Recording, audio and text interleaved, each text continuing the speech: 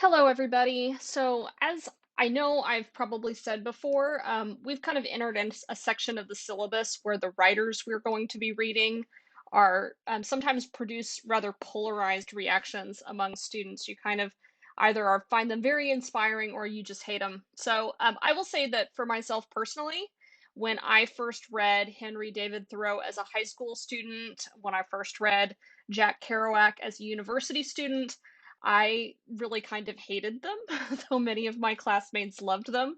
It's really only coming back to them as an adult that I think I have been able to appreciate them.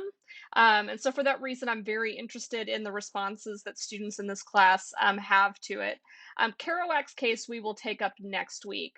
I'll just say for Thoreau that if you have trouble kind of getting through this week's readings, or if you find that Thoreau seems obnoxious to you, you are, in fact, in good company. In fact, the public debate in America over whether or not we should be liking Henry David Thoreau was touched off yet again in 2015 with an essay by Catherine Schultz in The New Yorker, who describes the many, many ways in which Thoreau was, to put it, kind of an insufferable prig. And he probably was. He was something of a misanthrope who did not enjoy spending time with most people. He appears, as you can see in his writings, a little bit self absorbed and self righteous. He sought to live to an arguably arbitrary standard of purity, which prohibited most of the things that make life enjoyable, or if not livable, things like tasty food, sex, friendship, etc.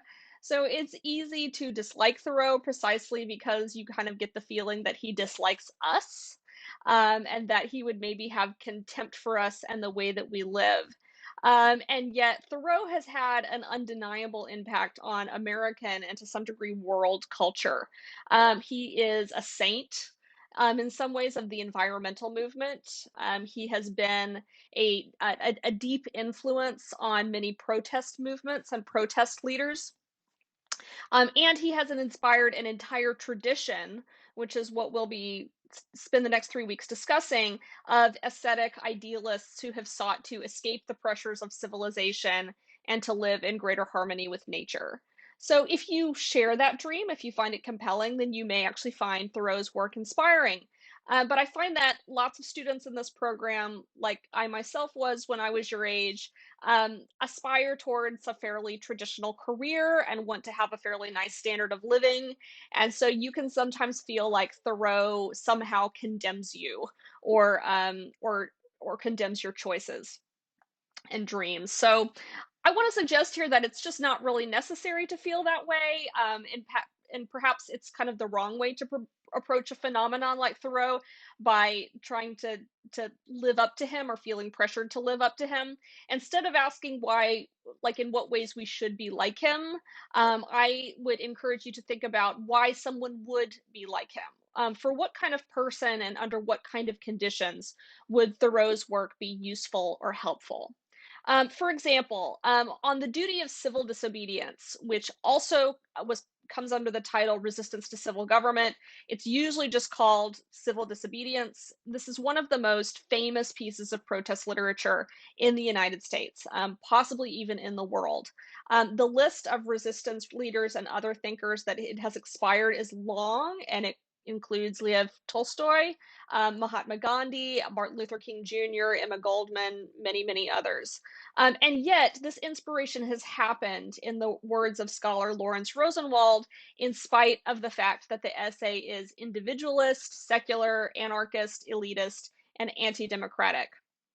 Indeed, this has happened despite the fact that Thoreau's stated reasons for his tax protest in the essay are something of a post hoc rationalization that has been transformed in the essay's afterlife into a myth.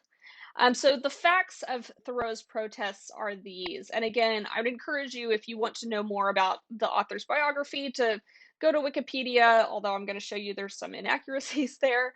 Go to Wikipedia or go to some source for a biographical summary of him. I'm going to spend more time talking about his work than about the exact details of his life. But for understanding the essay, you kind of need to know this. In 1842, Thoreau stopped paying the poll tax, which was something in many states that was a prerequisite for registering to vote.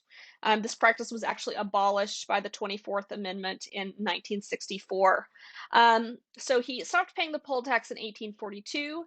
In 1846, in the spring, he was arrested and put in jail. Someone, it is not known exactly who, paid the tax on his behalf, and Thoreau was released the very next day. So he spent exactly one night as a prisoner of conscience. Later on, he was invited to give a lyceum address. The lyceum was like a conference of intellectuals, people who were interested in philosophical topics. So he gave a lyceum lecture in 1848 called The Rights and Duties of the Individual in Relation to Government. And in that speech, Thoreau said that his reason for not paying the tax was his opposition to the coercive power of government in general. Okay, so he was against kind of just the basic concept of a government that could coerce you to do things. But when he began writing his essay on the duty of civil disobedience in 1849, he said that the tax protest was about slavery and the war with Mexico. Note here in the timeline that when Thoreau was arrested, the Mexican American War had only just started. The war started in April, he was arrested in July, and that it was still years away when Thoreau stopped paying the poll tax. So, it could not have been the inspiration for why he stopped paying his taxes. The timeline just does not work out. Uh, you will find this myth, though, that Thoreau refused to pay the poll tax because of slavery and the war with Mexico, repeated absolutely everywhere. When I last checked, it was in his Wikipedia entry. Um, and it's in the New Yorker article that I cited earlier, praised as essentially like one good thing about Henry David Thoreau, like the one thing he got right. But it isn't exactly correct. Thoreau absolutely was a tax protester. And he absolutely was a quite sincere pacifist and abolitionist. It's just that the nature of his convictions and the salience of these specific issues, as opposed to his more broadly anarchic instincts, appeared to shift over this period of time. So, this idea that his stances on these two big moral questions of his day, slavery and expansionist war, the idea that these had something to do with the tax protest appears to be kind of a post hoc invention. And it may also kind of be that these evil acts on the part of the American government seem to be a much more palatable, a much more generally acceptable reason for protesting than just this idea that you don't like having a government that demands taxes of you. So there are similar slippages and inconsistencies in Walden, as you're going to see. Like if you just do some very basic research in Walden, you'll see that he didn't exactly live exactly like he says he did in this book. So the question we need to discuss then is whether we think this matters. Do we care that his story changed? Do we care that the reasons he gives for his actions in this essay were probably not the ones that originally motivated him? Again, I'm not really saying that he's lying exactly, simply that, again, the salience of these various issues were shifting in his mind at this time. And maybe at the very least, he's not totally honest with himself. Um, so I would suggest that this actually brings us back to our discussion of William James from about 3 weeks ago. Because Thoreau has the status of a kind of secular prophet, I think he kind of fits into James's study of spiritual geniuses in a lot of ways. So James asks, of course, how do we judge an idea? Do we judge it by its origins, the existential question, or by its consequences? The spiritual question: what is the value of the idea? James says that the origins, like where the idea comes from, the fact that it comes from a flawed human source, does not necessarily make the idea a bad one. It doesn't make it less valuable. And if we're to judge the ideas of civil disobedience based on their consequences, then, well, I mean, it's undeniable that they have had a big impact. Many of the civil rights and anti colonial resistance leaders credit Thoreau with this idea of nonviolent existence, or they at least acknowledge his significant contribution to that tradition. In his book about the Montgomery bus boycott, which was one of the first large scale protests against segregation in the American South, Martin Luther King Jr. recalls reading Civil Disobedience as a college student. And he says, I remembered how I had been moved when I first read this work. I became convinced that what we were preparing to do in Montgomery was related to what Thoreau had expressed. We were simply saying to the white community, we can no longer lend our cooperation to an evil system. In his autobiography, he would also say of Thoreau, I became convinced that non cooperation with evil is as much a moral obligation as is cooperation with good. No person has been more eloquent and passionate in getting this idea across than Henry David Thoreau. As a result of his writings and personal witness, we are heirs to a legacy of creative protest. The teachings of Thoreau came alive in our civil rights movement. Indeed, they are more alive than ever before.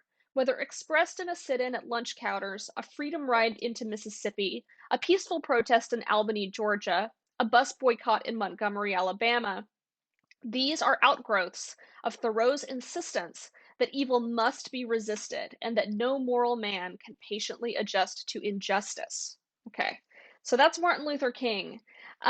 Gandhi read Thoreau a year into his first nonviolent resistance campaign in South Africa when he was introduced to Thoreau's works through Henry Salt, who was Thoreau's British biographer. In an open letter to his American friends, as he said. In 1942, he would write, you have given me a teacher in Thoreau who furnished me, through his essay on the duty of civil disobedience, scientific confirmation of what I was doing in South Africa. Thoreau similarly inspired anti Nazi resistors in occupied parts of Europe during the Second World War. He inspired the anarchist Emma Goldman, who protested military conscription in the US during the First World War, and he inspired many Vietnam protesters. I mean, the list goes on, okay? But is the civil disobedience that these resistors practiced the same as what Thoreau wrote about? And it's yes and no. The truth is that there are many different ideas to be taken from this essay, and this essay can support a number of radically different philosophies. The opening lines of the essay, ending in Thoreau's conclusion that government is best which governs not at all, sounds closer to the ideology of an anarchist or a Randian objectivist than that of the leader of a democratic movement, given that it sets the author against government in general rather than a government that does specific bad things. And that's sort of true. Like, there's this radical libertarian ethos that runs throughout the essay. Thoreau allows that government is an expedient and even goes so far as to say that the American government is excellent. But he says, yet this government never of itself furthered any enterprise, but by the alacrity with which it got out of its way. It does not keep the country free. It does not settle the West. It does not educate. The character inherent in the American people has done all that has been accomplished, and it would have done somewhat more if the government had not sometimes got in the way. For government is an expedient by which men would fain succeed in letting one another alone, and as has been said, when it is most expedient, the governed are most let alone by it. So at the bottom of this appears to be this somewhat deep mistrust of collective efforts, lest the will of the collective undermine the conscience of the individual. Thoreau says, must the citizen ever for a moment, or in the least degree, resign his conscience to the legislator? Why has every man a conscience then? I think that we should be men first and subjects afterward. It is not desirable to cultivate a respect for the law so much as for the right. The only obligation which I have a right to assume is to do at any time what I think is right. So, if you recall, the American Revolution was about setting up an elected government, or a government that represents the people. But Thoreau is like going even further than that, saying that even a government that is elected, even a government that supposedly represents the people, can undermine an individual man's conscience, and says that the only obligation which a citizen has a right to assume is to do at any time what I think is right. There is quite obviously a real danger to this idea that your only real duty is to do what you yourself think is right.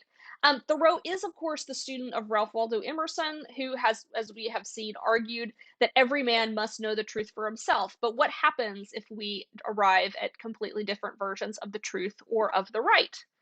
But what makes Thoreau's argument not completely antisocial is the context, the more specific motivations that Thoreau gives it.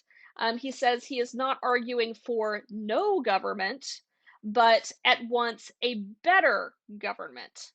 And he ties the unworthiness of the American government specifically to the issues of slavery and the war with Mexico. He says, I cannot for an instant recognize that political organization as my government, which is the slave's government also. But there are these vacillations, these changes in scope, because, like I said, it seems like Thoreau's positions on this, his understanding of the issues were evolving. He vacillates between this very general critique of government to these more specific accusations. He says that when a sixth of the population of a nation which has undertaken to be the refuge of liberty are slaves, and a whole country is unjustly overrun and conquered by a foreign army and subjected to military law, I think that it is not too soon for honest men to rebel and revolutionize. Again, this ties the problem with obeying the government to the specific problem of slavery in the war. But Thoreau also makes the kind of statements which would cast obedience to any form of government, good or bad, into doubt, where he says, the mass of men serve the state thus, not as men mainly, but as machines with their bodies. They are the standing army, the militia, jailers, constables, posse comitatus, etc. In most cases, there is no free exercise whatever of the judgment of the moral sense, and they put themselves on a level with wood and earth and stones, and wooden men can perhaps be manufactured that will serve the purpose as well. Such command no more respect than men of straw or a lump of dirt. They have the same sort of worth only as horses and dogs, yet such as these even are esteemed good citizens. My point is that while it should be clear from a reading of the text why Thoreau has served as an inspiration to so many protest movements, what's strange about it is that Thoreau's individualism and his apparent anti-humanism would seem likely to discourage large collective efforts of any kind, including protest. So Thoreau was not a leader of a movement. He was a lone dissenter who just refused to pay his taxes. And that's how he remained for his entire life. What's been inspiring to future leaders is not necessarily Thoreau's example, but this basic idea that as a citizen, one has a basic responsibility to not cooperate with a government that is doing evil things, and that to cooperate with such a government is to become complicit in its bad acts. The second important idea is that this non cooperation can be nonviolent. This is not because Thoreau absolutely forbids violence. He condones the American Revolution, as we saw earlier, and he would go on to defend the armed resistance of the abolitionist John Brown against slavery. Rather, he advances an ethos of resistance that doesn't necessarily have to go that far. He says it is not a man's duty as a matter of course to devote himself to the eradication of any, even the most enormous wrong. He may still properly have other concerns to engage him, but is his duty at least to wash his hands of it, and if he gives it no longer thought, not to give it practically his support. If I devote myself to other pursuits and contemplations, I must first see, at least, that I do not pursue them sitting upon another man's shoulders. I must get off him first, that he may pursue his contemplations too. Even Gandhi recognized that Thoreau was not perhaps an out and out champion of nonviolence. Thoreau's contribution was not in setting a limit on what you can do, but establishing a minimum of what you must do. Whatever you decide to do in the face of unjust acts by the government, he says, you must at a minimum stop participating in it. So in our discussion thread, we should return to that big question I posed earlier. Do Thoreau's seeming hypocrisies, seeming like elisions and half truths, The sort of revising of the past, does that mean anything in terms of what we take from him? Can we call this contribution valuable? And what are the possible consequences, good or bad, of following the political philosophy that he espouses here?